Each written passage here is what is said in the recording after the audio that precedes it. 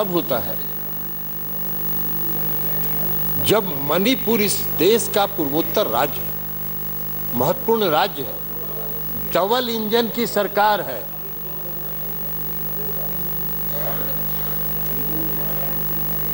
Double engine की सरकार है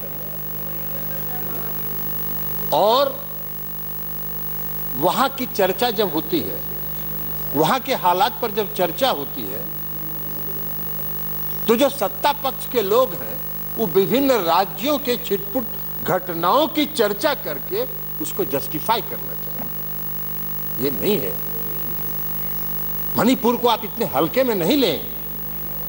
आज मणिपुर में घटना हुई है, कल मिजोरम में होगी, परसों नागालैंड में होगी। आपका पूर्वोत्तर, पूरा पूर्वोत्तर का सीमा, आपका पूरा पूर्वोत्तर का सीमा उससे प्रभावित हो, लेकिन आप उसकी गंभीरता ही नहीं समझ रहे। आज मणिपुर की हालत बहुत खराब है, उसकी गंभीरता के बारे में किसी ने चर्चा नहीं की। लंबा लंबा भाषण हुआ, लेकिन मणिपुर की गंभीरता में और मणिपुर की स्थिति के बारे में किसी ने एक शब्द बोलने का, इसलिए कि उनको पता ही नहीं है कि मणिपुर में क्या हुआ। उनको पता ही नहीं है कि मणिपुर में क्या हुआ। मैं भी गया था, मणिपुर गया था, और मैं गया था, दो समुदाय के बीच इतनी दूरी बढ़ गई है, इतनी घृणा फैल गई है एक दूसरे के प्रति कि उसको पाटना बहुत मुश्किल है। जितने हल्के में आप कह रहे हैं उसको आप नहीं पाट सकते। दोनों समुदाय के लोगों में विश्वास की कमी है। हम लोग गए थे, दोनों समुदाय के राहत शिविरों में गए थे। दोनों समुदाय के लोगों का विश्वास राज्य की सरकार के प्रति समाप्त हो गया। दोनों समुदाय के लोग आज राज्य सरकार को पूरे मणिपुर की घटना के लिए दोष दे रहे। आप कह रहे हैं क्या मांग किया था विपक्ष ने? भाई आप कह रहे हैं कि गृह मंत्री जी बयान देने के लिए तैयार थे, रक्षा मंत्री जी बयान देने के लिए सब तैयार थे। ये सरकार किसकी? सरकार किसकी? सरकार है इस देश के आदरणीय प्रधानमंत्री जी के नेतृत्व। हर हम विपक्ष के लोग यही चाह रहे हैं कि आदरणीय प्रधानमंत्री जी, आज 3 मई से आज तक लगातार मणिपुर जल रहा है और इस देश के प्रधानमंत्री एक शब्द नहीं बोल रहे। वहां के जो 150 से ज्यादा लोग मर गए, उनके प्रति संवेदना का भी एक शब्द नहीं बोल रहे। इतनी बड़ी घटना हो गई इस देश के किसी राज्य में, पूर्वोत्तर के राज्य में, आप एक शब्द नहीं बोल रहे। हम लोग की यही मांग थी कि आदरणीय प्रधानमंत्री जी आए और मणिपुर के बारे में बताएं, मणिपुर के लोगों के प्रति अपनी संवेदना व्यक्त करें। उन्होंने कहा नहीं। और जब राहुल गांधी जी ने कहा कि अहंकार का ये मतलब, ये अहंकार का प्रतीक है, तो बहुत लोगों को चिलमिलाहट लगी, तितली लग गई। नहीं है। मणिपुर में आज बहुत कुछ करने की जरूरत है। मणिपुर के लोगों में विश्वास पैदा करने की जरूरत है। दोनों समुदाय में विश्वास पैदा करने की जरूरत है। मणिपुर के लोगों को पुनर्वासित करने की जरूरत है।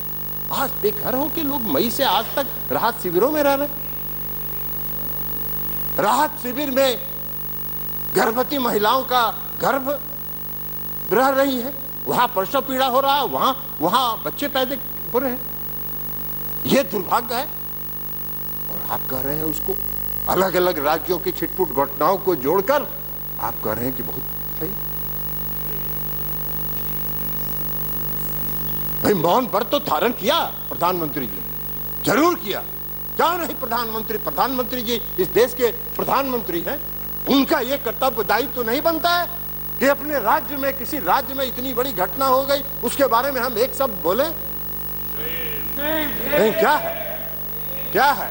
ये तो वही पुरानी कहावत है, रोम जल रहा था, नीरो बंसी बजा रहा था। और दिनकर जी की एक कविता है, हम आपको सभापति महोदय सुनाना चाहते हैं। क्या कहा कि मैं घनघोर निराशावादी हूं,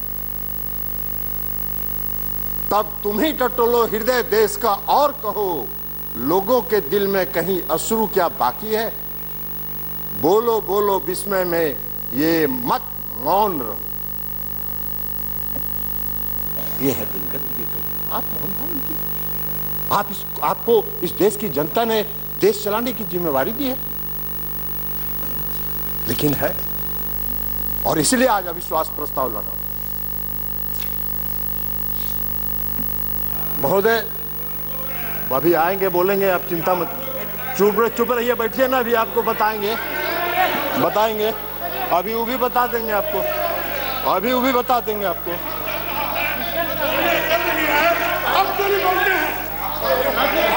बैठिए आराम से बैठिए, सुनिए, नहीं बैठिए जी, आप बोलिए। चिंता मत करिए, आपका जब नंबर आए तब बोलिएगा, आप बोलने दीजिए, प्लीज बैठ जाइए, कोई चिंता नहीं, ठीक है। टिकट नहीं, जब आपका पक्ष का नंबर आएगा बोलेगा, आप बोलिएगा, सबको बोलने दीजिए जी, बोलिए महोदय, उधर ध्यान मत दीजिए, आप बोलिए। सभापति महोदय, अब हम जरा बता दें, आदरणीय प्रधानमंत्री जी, हम बता दें, आदरणीय प्रधान, रिकॉर्ड में नहीं जा रही है, 9 वर्षों से राजीव रंजन सिंह जी के रिकॉर्ड में जा रही है जी। 9 साल से इस देश में शासन कर रहे हैं, और इस देश की जनता आज अपने आप को छला हुआ महसूस कर रही है। 2014 में इस देश के प्रधानमंत्री नरेंद्र मोदी जी चुनाव लड़ रहे थे, किसके बल पर जीत रहे थे? इस देश के नौजवानों पर, इस देश के बेरोजगारों पर क्या वादा किया था उन्होंने? इस देश को उन्होंने वादा किया था 2 करोड़ बेरोजगारों को प्रति वर्ष रोजगार देंगे। 9 साल हो गया, 18 करोड़ का तो हिसाब दीजिए, 18 लाख का भी हिसाब नहीं दे रहे, 18 लाख का भी हिसाब नहीं दे रहे। काहे का? और बना दिया क्या दिया? हाँ, रोजगार दिया एक आदमी को रोजगार जरूर मिला, वो सबसे बेरोजगार था। हम नाम नहीं बोलेंगे किसको रोजगार दिया उन्होंने, ये खुद बताएं कि किसको रोजगार उन्होंने दिया, जो सबसे बड़ा बेरोजगार था, और उसको भारी रोजगार देके पूरा इस देश के नंबर 1 और दुनिया के नंबर 3 पर पहुंचा देने का काम किया। नाम बताइए आप ही, किसको इतना बेरोजगार था जिसको रोजगार दिया? इस देश के नौजवानों को तो रोजगार नहीं मिला। हम लोग भी चुनाव लड़ रहे थे 2014 में, जो बेंगलोर में, महाराष्ट्र में और अलग अलग शहरों में जो लड़के इंजीनियरिंग और मेडिकल कॉलेज में पढ़ते थे, सब अपनी पढ़ाई छोड़ के गांव आ गए थे और सब अपने घर में बैठ गए थे और कह रहे थे अपने अभिभावकों को कि मम्मी पापा वोट दे दो मोदी जी को, हम लोगों को रोजगार मिल जाएगा। रोजगार तो मिल गया। क्या हुआ? आज वही लड़के 5,000 4,000 रुपए की नौकरी के लिए प्राइवेट कंपनियों में दर भटक रहे हैं। 18 करोड़ लोगों के रोजगार का क्या हुआ? 18 करोड़ लोगों के रोजगार का हिसाब दीजिए। बना क्या दिया आपने? अभी रक्षा मंत्री जी नहीं है, रक्षा मंत्री जी नहीं है। रक्षा मंत्री जी को मालूम है इस देश में जो नियमित सेना में बहाली होती है